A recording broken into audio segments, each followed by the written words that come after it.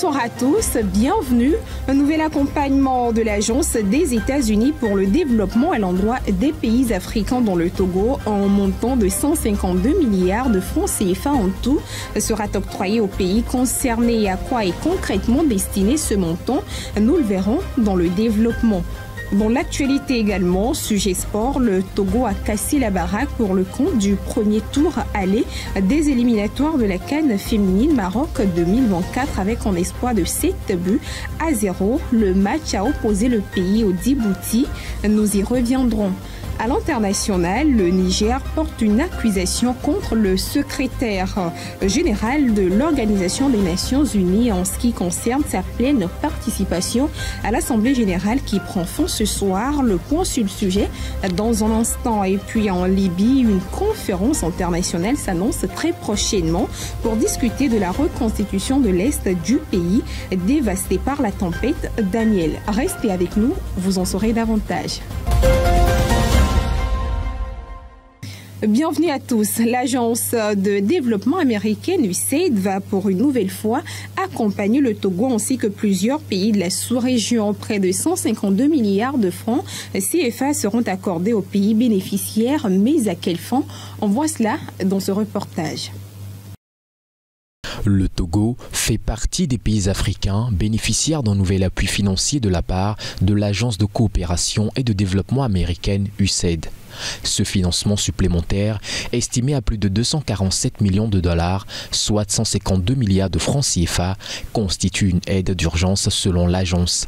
Il devrait permettre aux populations africaines de mieux faire face aux impacts des crises humanitaires prolongées et des catastrophes naturelles.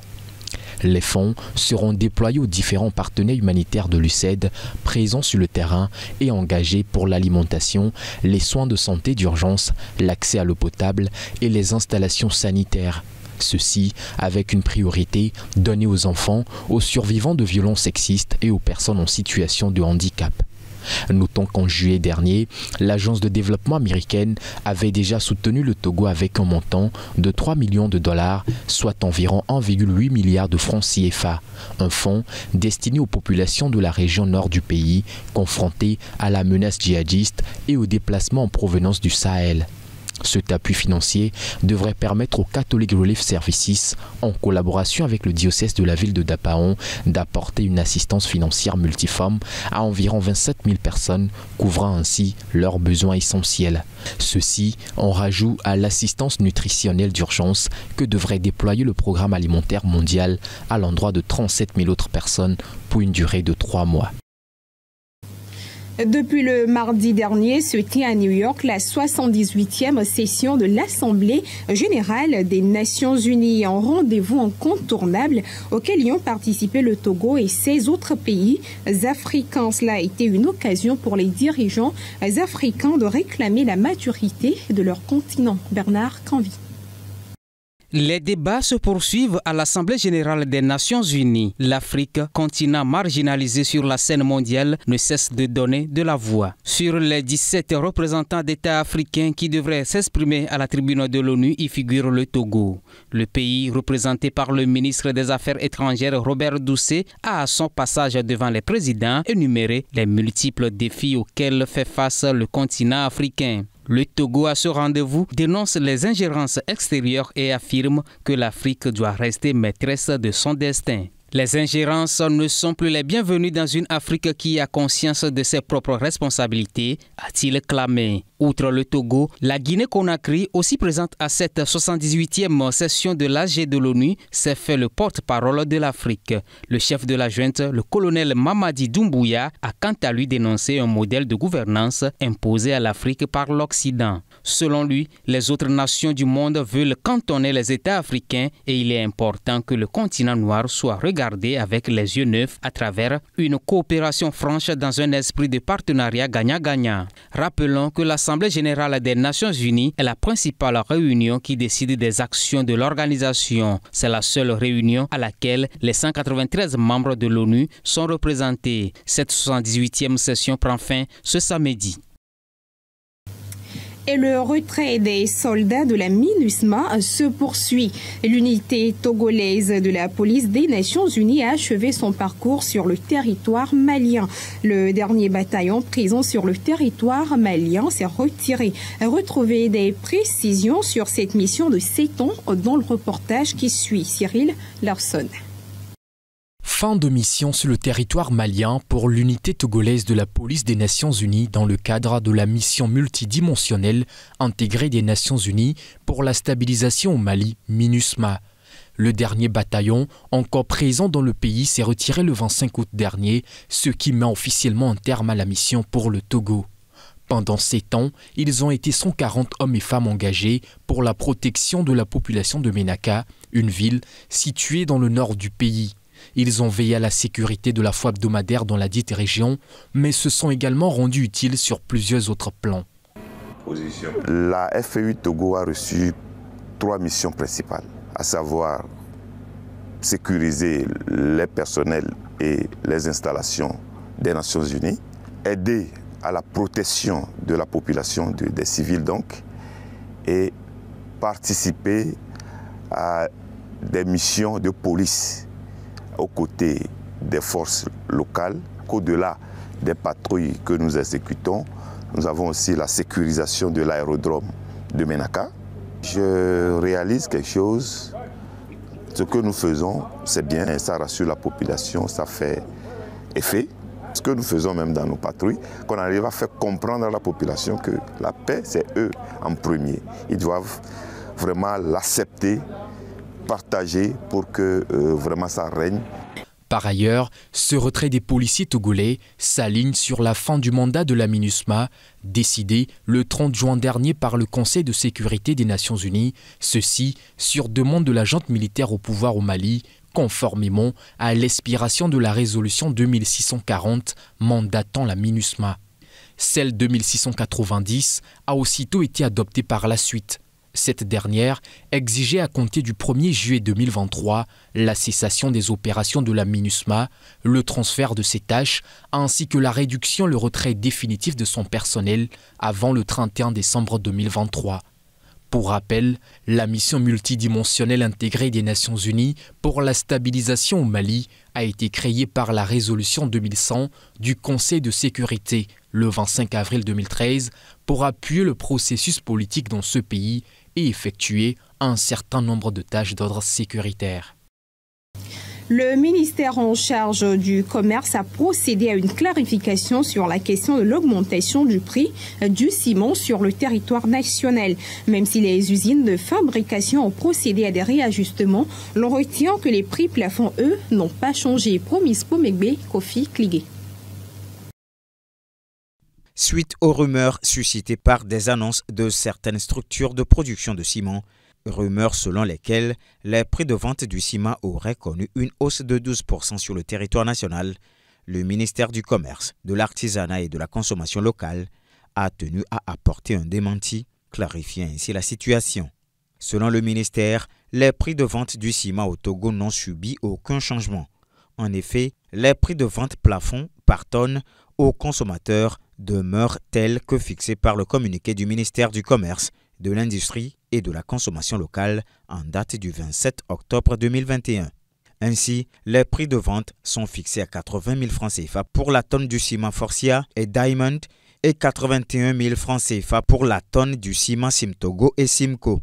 Sur ces bases, les services techniques du commerce poursuivent les contrôles sur le territoire national pour éviter toutes les pratiques anormales de commerce et la population est également appelée à collaborer en dénonçant les irrégularités.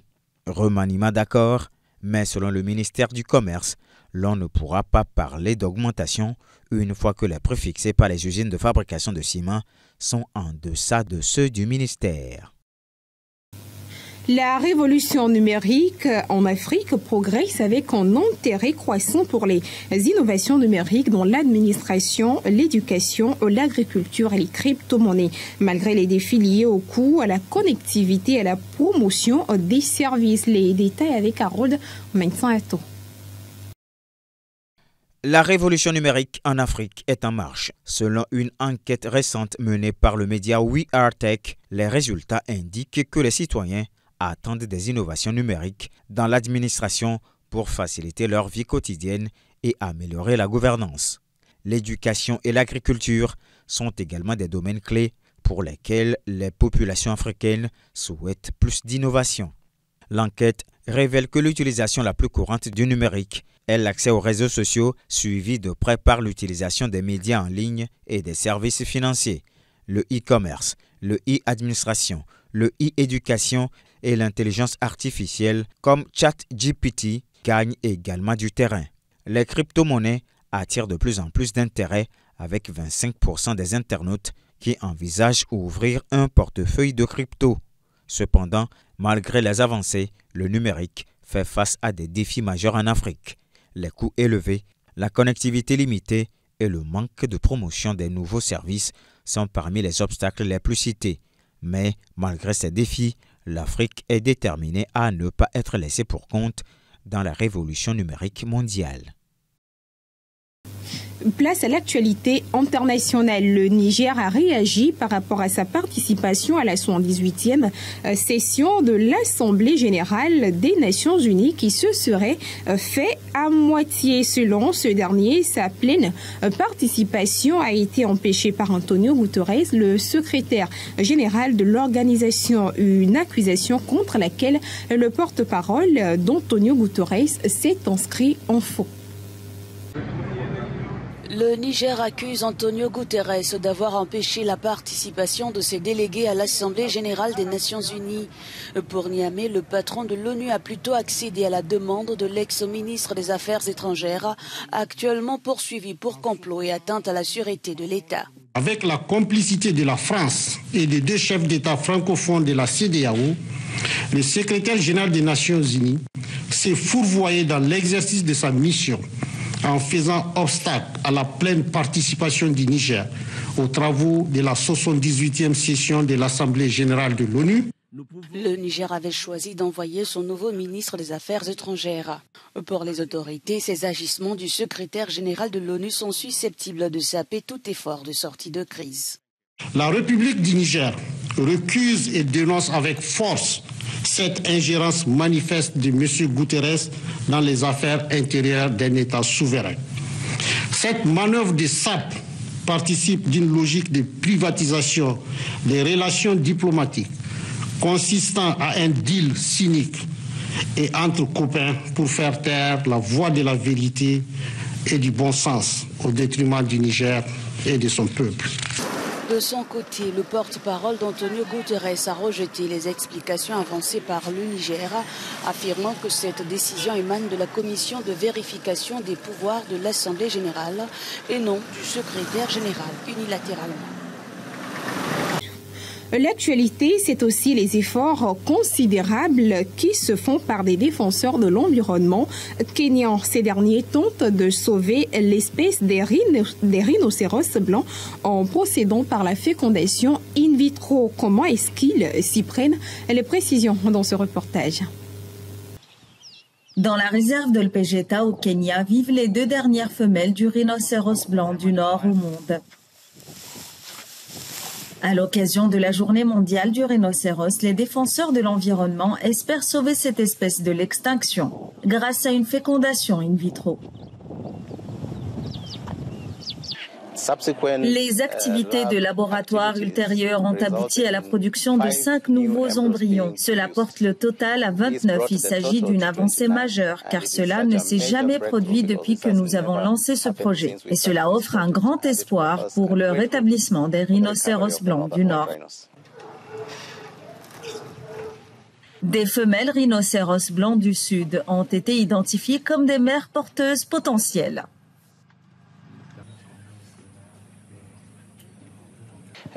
Nous disposons actuellement d'un nombre suffisant de femelles de l'espèce rhinocéros blanc du Sud qui ont été préparées et mises à disposition pour ce programme. Il est important que leur sélection soit effectuée correctement, car il faut un animal qui a démontré ses capacités, qui est sain sur le plan de la reproduction. Des décennies de braconnage ont fait de nombreuses victimes parmi les espèces de rhinocéros tués principalement pour leurs cornes. Le dernier rhinocéros blanc du Nord mâle s'est éteint à l'âge de 45 ans en 2018. Le président mozambicain Félix Nyusi était en visite depuis hier à Washington pour des raisons de sécurité reçues par le secrétaire américain à la Défense, Lloyd Austin. Ils ont eu à discuter de divers sujets dans la lutte contre le terrorisme, le mal de plusieurs Africains. Aujourd'hui, suivez ce reportage pour plus de détails. Le secrétaire à la Défense Lloyd J. Austin III a reçu vendredi le président mozambicain Filipe Nyusi au Pentagone. Une rencontre axée sur la lutte contre le terrorisme et les groupes extrémistes violents au Cabo Delgado. Les deux dirigeants ont échangé leurs points de vue sur d'autres questions, notamment le renforcement de la sécurité maritime. Le terrorisme reste une menace importante pour la sécurité régionale et nos deux pays ont souffert du terrorisme. Et nous sommes dans le même bateau. Nous sommes donc profondément reconnaissants de votre partenariat pour lutter contre les groupes extrémistes violents dans le nord du Mozambique et de votre coopération avec les pays du Sud. La SADC, l'Union européenne et d'autres démontrent la puissance du partenariat dans la lutte contre l'extrémisme violent.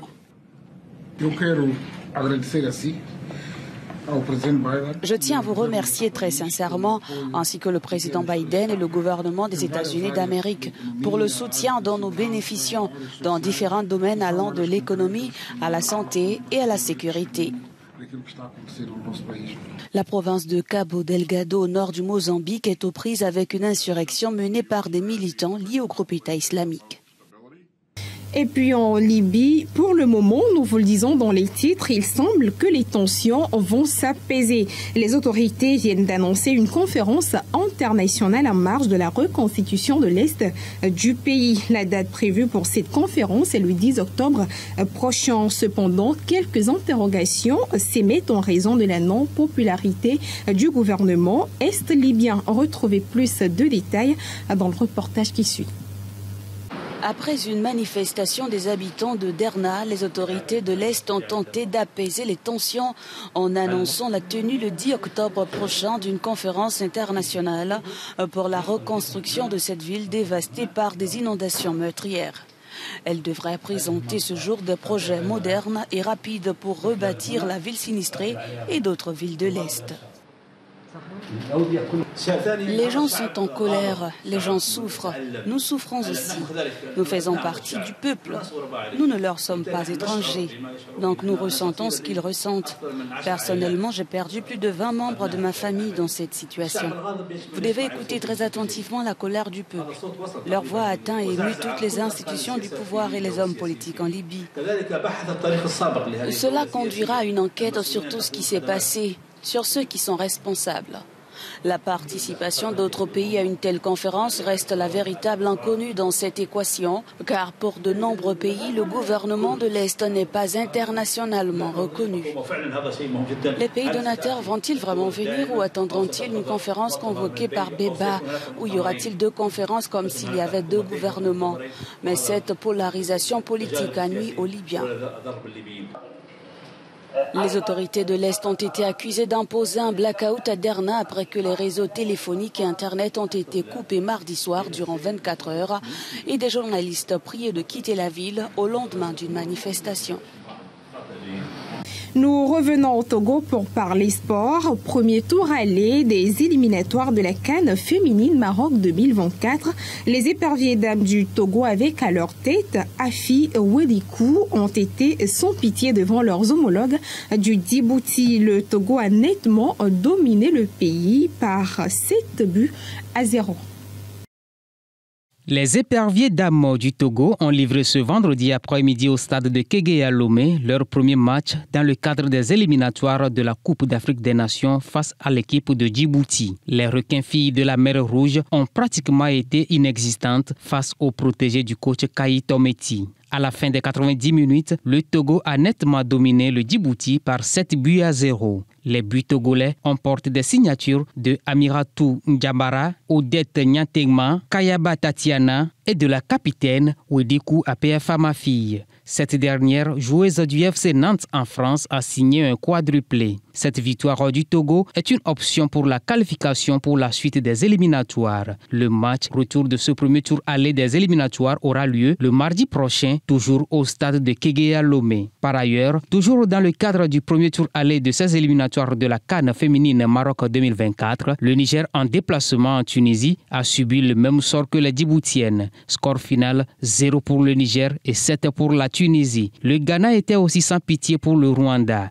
7-0 pour le Ghana. Mali 7, Centrafrique 1. La République démocratique du Congo a dominé le Bénin sur le score de 2-1. Côte d'Ivoire 2-0 pour la Tanzanie. Gabon 1, 4 pour le Botswana. Égypte 4-0 pour le Soudan du Sud. Puis le Burkina Faso a battu les Swatini par 3-2.